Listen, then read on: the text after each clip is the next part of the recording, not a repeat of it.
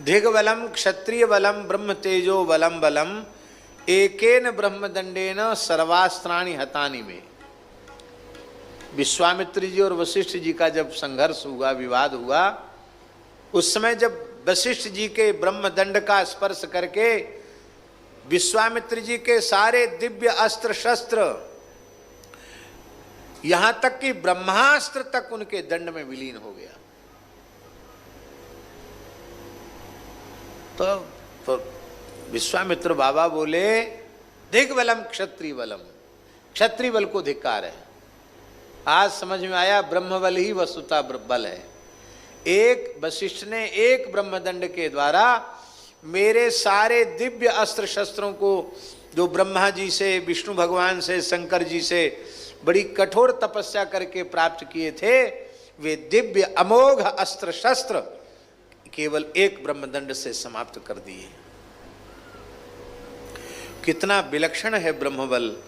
ये ब्राह्मण कोप करें तो ब्रह्मा जी को भी उनका मान रखना पड़ता है, शिव जी को भी मान रखना पड़ता है।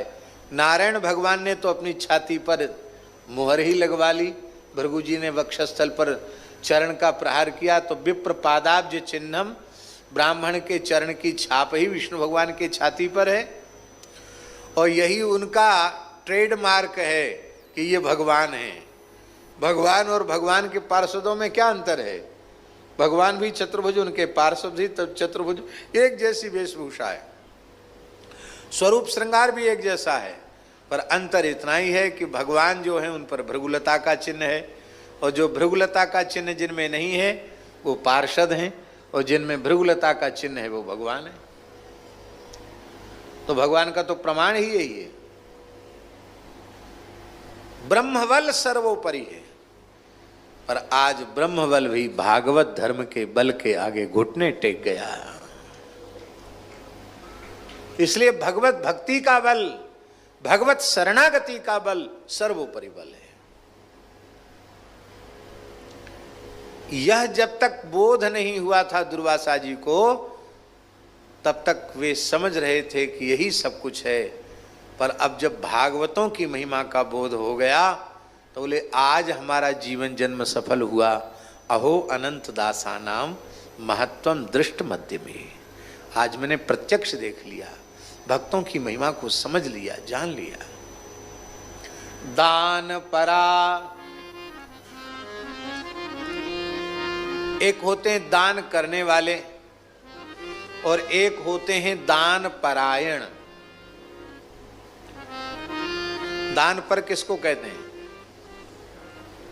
आओ महंत जी महाराज विराजो। वहां जगह, एक जगह कुर्सी पर बिठा दो उनको।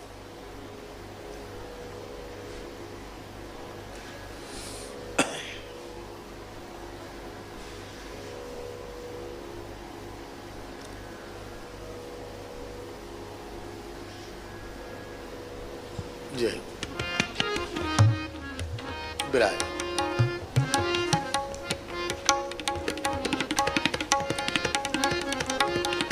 उधर कुर्सी।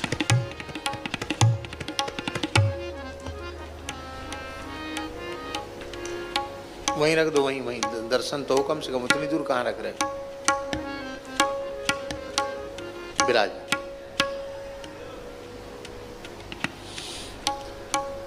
एक तो होते हैं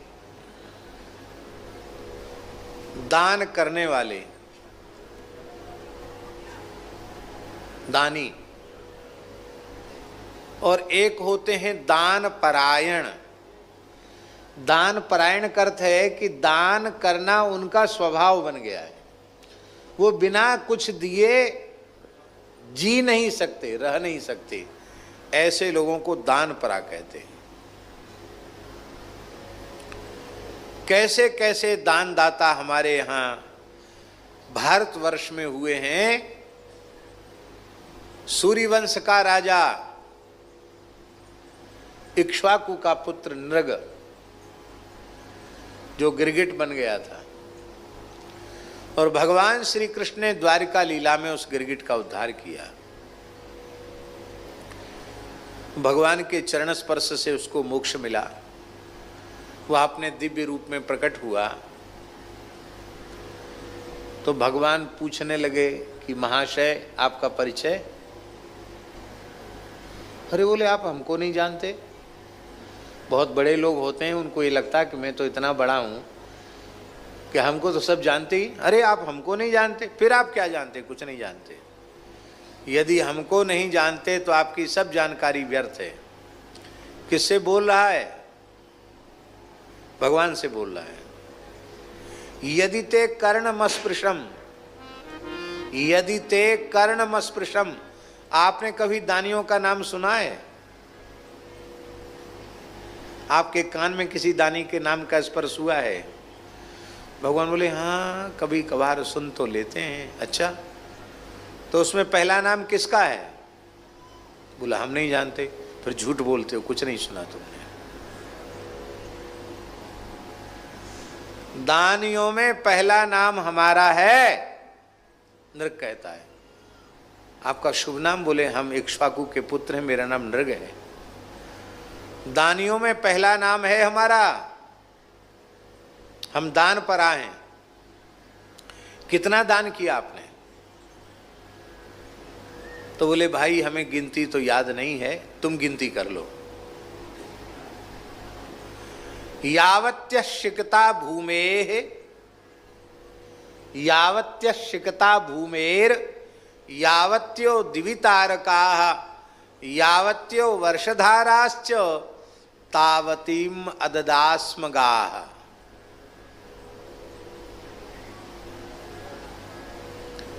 इस धरती में जितने रजकण हैं, वर्षा में जितनी बूंदें हैं और आकाश में जितने तारे हैं, इन सब की गिनती कर लो पहले। समझ लो उतनी गायों का दान किया हमने। कोई कर सकता धरती के रजगणों की गणना? आकाश के तारों की गणना कर सकता? आज को तो खगोल वैज्ञानिक जो आकाश में शोध कर रहे हैं, वो तो अब हमारे पुराणों में लिखा है रोम रोम प्रतिलागे कोटि कोटि ब्रह्मांड। अब विज्ञान भी कह रहा है कि इससे बड़ी बड़ी करोड़ों करोड़ों गुनी बड़ी पृथ्वियां हैं। कितना विचित्र है ये आकाश मंडल खगोल। आज आश्चर्यचकित हैं। वो कहते इसकी कोई थाह नहीं। ब्लैक होल, उसकी तो बड़ी चर्चा है।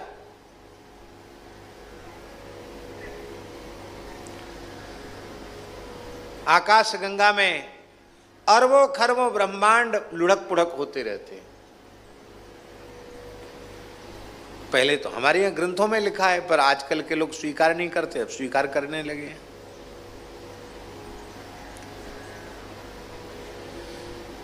हम ये बात इसलिए कह रहे हैं कि आकाश में नक्षत्र तारों की गणना संभव नहीं है, वर्षा की बूंदों की गणना संभव नहीं है, पृथ्वी के रजकणों की गणना भी संभव नहीं है। उसको यही कहना था कि असंख्य गायों का दान किया तो बड़ी विनम्रता से हाथ जोड़कर प्रणाम करता, प्रभु क्या आप पूछ रहे हैं, तुम्हें बता रहा हूँ, मुझे स्मरण नहीं है मैंने कितनी गायों का, बहुत असंख्य गायों का दान किया। तो उसकी विनम्रता झलकती। लेकिन वो इतना दान करने के बाद भी दानी पने का अहंकार उसमें भरा हुआ है। तो भगवान ठहरे। बोले इतने बड़े दाता होकर, दान परायण होकर, और दान में गोदान को सर्वोत्कृष्ट दान कहा गया, इतनी गायों का दान करने के बाद गिरगिट क्यों बन गए? तो उसने कहा महाराज क्या बता, मैं भाग्य ने पलटा खाया। एक ब्राह्मण की गाय धोखे से हमारे गोष्ठ में आ गई और हमने उस गाय का दूसरे ब्राह्मण को दान कर दिया। जिस ब्राह्मण की गाय थी वह खोजने के लिए चल पड़ा। उसे मार्ग में वह ब्राह्मण मिल गया जो मेरे द्वारा दी हुई गाय को लेके जा रहा था। उसने कहा इसको कहाँ ले जा रहे हो? तो मेरी गाय है। कि तुम्हारी कहाँ से हुई? मैं महाराज नृग से दान में लेकर आया हूँ। दोनों ही विवाद करते हुए मेरे दरबार में आ गए। मैंने कहा महाराज भूल हो गई, इस गाय का तो मैंने दान कर दिया है, अब इसके बदले आप 10 गैया ले लो, बोले नहीं लेंगे। कहा 100 ले लो, नहीं लेंगे। कहा 1000 ले लो, लाख ले लो, करोड़ गाय ले लो।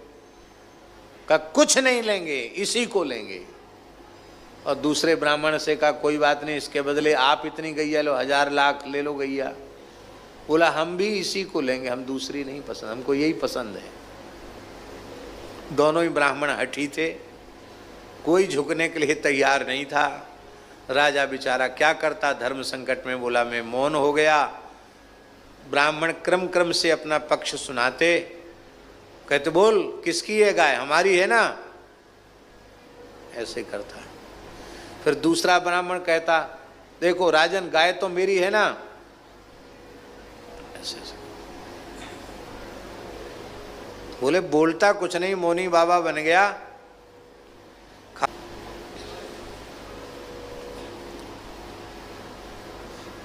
यमलोक गया। यमराज ने कहा पुण्यों की तो कोई सीमा नहीं है। पाप एक बना के एक ब्राह्मण की गैया धोखे से दूसरे ब्राह्मण को दे दी और ब्राह्मणों ने शाप दे दिया। तो पहले पाप का फल भोगना चाहते हो कि पुण्य का? हमने सोचा पुण्य तो बहुत है, पाप तो बहुत थोड़ा है, पहले पाप का ही फल भोग लें। कहा महाराज पहले पाप का फल भोगना है। जैसी मैंने स्वीकृति की, पाप फल भोग की, उसी समय मैं देखता हूँ किस विशाल बावड़ी में गिरगिट बन के पड़ा हूँ। महाराज सतयुग में गिरगिट बना था, अब द्वापर के अंत में आपने कृपा करके हमारा उद्धार किया है। सब दानवान पुण्य करने का सब नशा उतर गया। क्यों? एक तपस्वी को इतना तप अर्जित करने के बाद नीचा देखना पड़ा, एक दान परायण को इतना दान करने के बाद गिरगिट बनना पड़ा। क्यों? क्योंकि उस तपस्वी का तप भगवान की प्रसन्नता के लिए नहीं था और उस तप का पुण्य भगवान को अर्पित नहीं किया गया था। उस दाता का गोदान का पुण्य भगवान को प्रसन्न करने के लिए नहीं था, गोदान करने के बाद वह पुण्य भगवान को अर्पित नहीं किया गया था। अब तिवारी जी बड़ी विचित्र समस्या है, लोग भगवान को अर्पित भी कर देते हैं और फिर अहंकार भी करते हैं कि मैंने इतना किया, मेरे पास इतना है। ईमानदारी से हम पूछते हैं, व्यवहारिक बात है, आपके पास कोई राशि थी या अन्न था या वस्तु थी, वस्त्र था, कुछ कोई द्रव्य था और आपने किसी सत्पात्र को दे दिया, तो जिसे आपने दे दिया वस्तु उसकी हो गई। अब आपका उस पर अधिकार रहा, आपका स्वत्व उस पर नहीं रहा।